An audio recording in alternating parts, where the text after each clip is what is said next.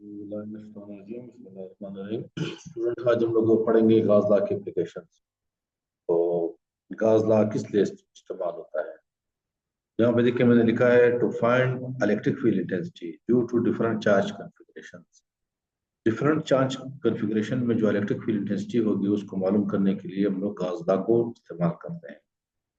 मतलब देखिए फर्ज करें चार्ज कॉन्फ़िगरेशन से क्या मुराद है। फर्ज करें एक स्फेयर है और उसके ऊपर चार्ज आया हुआ है और उसके अंदर हम लोगों ने इलेक्ट्रिक फील्ड इंटेंसिटी मालूम करनी है। तो ये एक चार्ज कॉन्फ़िगरेशन है। दो प्लेटें हैं, उनके ऊपर चार्ज आया हुआ है, ऑपोजिट चार्ज आया हुआ है। मैं उनके दरम्यान में इलेक्ट्रिक फील्ड इंटेंसिटी मालूम करना चाह रहा हूँ। तो ये मुख्तलिफ कॉन्फ़िगरेशन है। तो इस तरह मुख्तलिफ कॉन्फ़िगरेशंस में हम लोग इलेक्ट्रिक फील्ड इंटेंसिटी मालूम कर सकते हैं गाज लॉ की मदद से। अभी याद रख लें कि हम लोग क्या करेंगे, दो इक्वेशंस का यूज करेंगे। एक तो गाज लॉ वाली इक्वेशन है कि flux is equal to Q divided by epsilon not, और दूसरी जो इक्वेशन आप लोगों ने पढ़ी है कि flux is equal to E A cos theta. तो अगर मैं इस गाज लॉ की मदद से भी फ्लक्स मालूम करूं और फिर इस इक्वेशन की मदद से भी फ्लक्स मालूम करूं और उनका मुवाजना करूं तो मेरे पास क्या आ जाएगा, ई आ जाएगा, इलेक्ट्रिक फील्ड इंटेंसिटी। तो अभी देखिए आपके कोर्स में तीन एप्लीकेशन है गाज लॉ के। तो पहला जो एप्लीकेशन है वो मैंने नीचे लिखा हुआ है कि intensity of field inside a hollow charge sphere. Intensity of field inside a hollow charge sphere. तो इससे मुराद क्या है, इसका मतलब क्या है? यूरिक कहता है कि ये फर्ज कर एक स्फेयर है और इस स्फेयर के ऊपर चार्ज आया हुआ है। आप लोगों ने इसको सर्कल कंसीडर नहीं करना, आप लोगों ने इसको स्फेयर कंसीडर करना है, एक थ्री डायमेंशनल बॉडी। और इसके अंदर हम लोगों ने इस पॉइंट पी पे इलेक्ट्रिक फील्ड टेस्ट मालूम करना। अंदर इसके अंदर किसी भी पॉइंट पे हम लोगों ने इलेक्ट्रिक फील्ड टेस्ट मालूम करना। तो किस तरह करेंगे? तो इसके लिए हम लोगों ने गाज लॉ का इस्तेमाल करना है। गाज लॉ की रिक्वायरमेंट है कि आपके पास गाउसियन सरफेस होना चाहिए। विदाउट गाउसियन सरफेस आप गाज लॉ अप्लाई नहीं कर सकते। और गाउसियन सरफेस किसी भी शेप का हो सकता है। तो यहाँ पे मैं क्या करूंगा, एक ऐसा गाउसियन सरफेस लूंगा जिसपे फ्लक्स मालूम करना आसान हो। तो वो गाउसियन सरफेस जो है मैं एक सर्कल की शक्ल में ले लेता हूँ। इस सर्कल की शक्ल में ले लिया और वो गाउसियन सरफेस इसके अंदर है। अब देखिए बड़े जो स्फेयर है इसका रेडियस फर्स्ट करे आर है, बड़े वाले का रेडियस आर है। तो छोटे वाले का रेडियस कितना है, आर डैश है। छोटे वाले का रेडियस कितना है, आर डैश है। और आर जो है बड़ा है, आर डैश। जो हमारा गाउसियन सरफेस है उसका रेडियस आर डैश है और वो रेडियस आर से कम है। और जो पॉइंट पी है वो यहाँ पर है, पॉइंट पी यहाँ पर है। यहाँ पे हम लोग इलेक्ट्रिक फील्ड टेस्ट मालूम करना चाहते हैं। तो चलिए गाज लॉ का अप्लाई करते हैं। तो गाज लॉ क्या कहता है कि flux is equal to Q divided by epsilon not, Q divided by epsilon not. अभी याद रखिए गाज लॉ क्या कहता है कि जितना चार्ज इनक्लोज्ड है उसको एप्सिलॉन नॉट से डिवाइड करना है गाउसियन सरफेस के अंदर। तो एक गाउसियन जो सरफेस है, ये जो गाउसियन सरफेस है, क्या इसके अंदर कोई चार्ज इनक्लोज्ड है? इसके अंदर कोई चार्ज इनक्लोज नहीं है।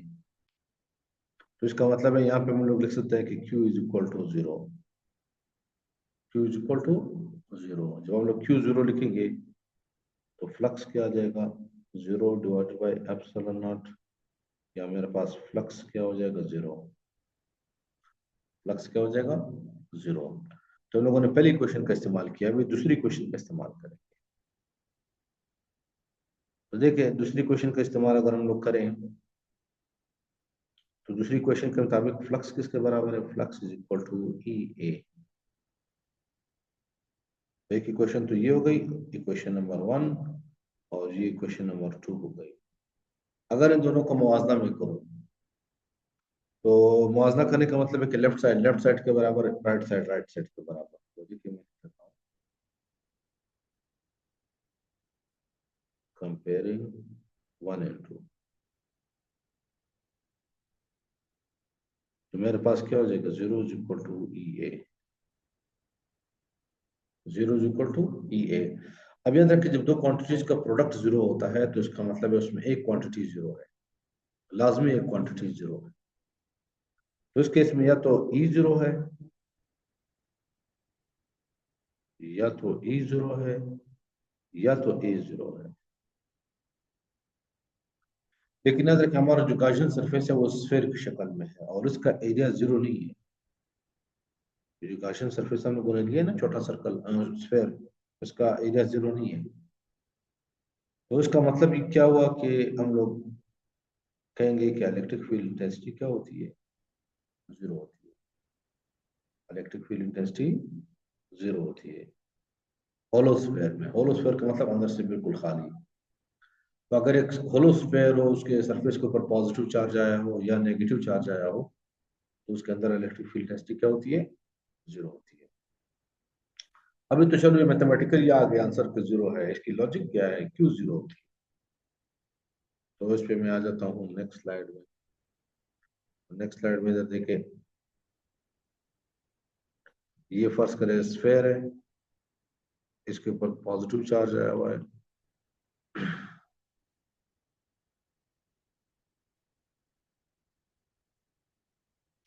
और मैं इस बात का आंसर देना चाह रहा हूँ कि अंदर इलेक्ट्रिक फील्ड इंटेंसिटी क्यों जीरो होती है। तो पहले फर्स्ट कर सेंट्रल पॉइंट ले लेते हैं, सेंट्रल पॉइंट पे क्यों जीरो है। याद रखिए अगर आप इसको यहाँ पे टेस्ट चार्ज रखेंगे तो ये वाला जो साइड है, जो इस साइड वाले चार्जेस है इसको रिपेल करेंगे। तो रिपेल करेंगे तो फोर्स किस तरफ लगाएंगे, इस तरफ, क्योंकि टेस्ट चार्ज पॉजिटिव होता है। अगर आप यहाँ पे इस साइड वाले साइड को देखें, इस साइड के जो चार्जेस है उसको इस साइड रिपेल करें। जो नीचे साइड वाले चार्जेस है उसको ऊपर की तरफ रिपेल करना है, और जो ऊपर वाले साइड के चार्जेस है वो नीचे रिपेल करना है। तो देखिए हर जगह पे इलेक्ट्रिक फील्ड इंटेंसिटी जीरो आ रही है, फोर्सेस कैंसिल हो रहे हैं, इलेक्ट्रिक फील्ड इंटेंसिटी क्या आ रही है, जीरो। अभी लाजमी नहीं कि सिर्फ सेंटर पे जीरो है, हर जगह पे जीरो है। तो चलो एक और पॉइंट ले लेते हैं, एक और पॉइंट ले लेते हैं, ये पॉइंट ले लेते हैं। पहले मैं चार्जेस ड्रॉ कर लेता हूँ।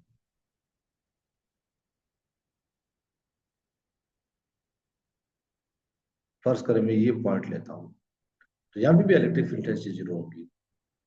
तो यहाँ पे क्यों जीरो होती है, उसकी वजह यह है कि अगर मैं यहाँ पे टच चार्ज रखूँ तो ये ऊपर वाला पोर्शन जो थोड़ा सा छोटा पोर्शन है, इसके चार्जेस को नीचे की तरफ रिपेल करेंगे। और जो नीचे वाला पोर्शन है, ये जो नीचे वाला ये वाला पोर्शन, इसके चार्जेस को ऊपर की तरफ रिपेल करेंगे। और शैडो वाले भी इसी तरह रिपेल करते जाएंगे, तो फोर्स कैंसिल हो जाएगा। अब यहाँ पे आप कहेंगे कि सर ये तो, ये जो पॉइंट है ये तो ऊपर वाले साइड के ज्यादा नजदीक है। लेकिन याद रखिए ऊपर वाले साइड में चार्ज भी तो कम है, जबकि नीचे वाले साइड से दूर है, लेकिन नीचे वाले साइड में चार्ज भी तो ज्यादा है। याद रखिए ये फोर्स हमेशा जो है हर जगह पे जीरो होगा, इलेक्ट्रिक फील्ड इंटेंसिटी हर जगह पे जीरो होगी। अभी इसका यूज कहाँ पे होता है इस एप्लीकेशन का, याद रखिए अगर हम लोग फर्ज करें एक सर्किट है और हम लोग चाहते हैं कि उस सर्किट के ऊपर कोई एक्सटर्नल इलेक्ट्रिक फील्ड अमल ना करे। एक्सटर्नल मैग्नेटिक फील्ड का अगर एक्सटर्नल इलेक्ट्रिक फील्ड अगर होगा तो उस सर्किट के अंदर जो इलेक्ट्रॉन मूव कर रहे हैं उस पर असर डालेगा। तो इसके लिए हम लोग क्या करते हैं कि जितने भी एप्लीकेशन जैसे साइंटिफिक इक्विपमेंट्स है, उसका केसिंग जो है हम लोग उसका बनाते हैं, मेटल्स का बनाते हैं। जैसे फर्स्ट का स्टेबलाइजर है तो आप लोगों ने देखा होगा इसका केसिंग किसका होता है, स्टेबलाइजर मेटल का होता है। तो मेटल के होने से क्या फर्क पड़ता है, मेटल की खासियत ये है कि अगर इसकी बॉडी पे चार्ज आ जाए तो चार्ज बिल्कुल इस तरह यूनिफॉर्मली डिस्ट्रीब्यूट हो जाएगा, फैल जाएगा। और इस तरह से फैल जाएगा कि अंदर इलेक्ट्रिक फील्ड इंटेंसिटी क्या होगी, जीरो होगी। ये रिजल्ट सिर्फ स्फेयर के लिए नहीं है, ठीक है, किसी भी क्लोज मेटल बॉडी के लिए। तो अभी देखिए अगर यहाँ पे अंदर कोई सर्किट पड़ा है तो उस सर्किट के ऊपर कोई असर नहीं होगा, क्योंकि इसके अंदर इलेक्ट्रिक फील्ड इंटेंसिटी हमेशा क्या होगी, जीरो होगी। और इस अमल को हम लोग शील्डिंग भी कहते हैं। और उस मेटल सरफेस का स्मूथ होना भी जरूरी नहीं है, अगर एक जाली भी हो और उसके ऊपर चार्ज आ जाए तो उसके अंदर इलेक्ट्रिक फील्ड इंटेंसिटी हमेशा क्या होगी, जीरो होगी। तो ये था गाज लॉ की पहली एप्लीकेशन। नेक्स्ट लेक्चर में हम लोग उसकी दूसरी एप्लीकेशन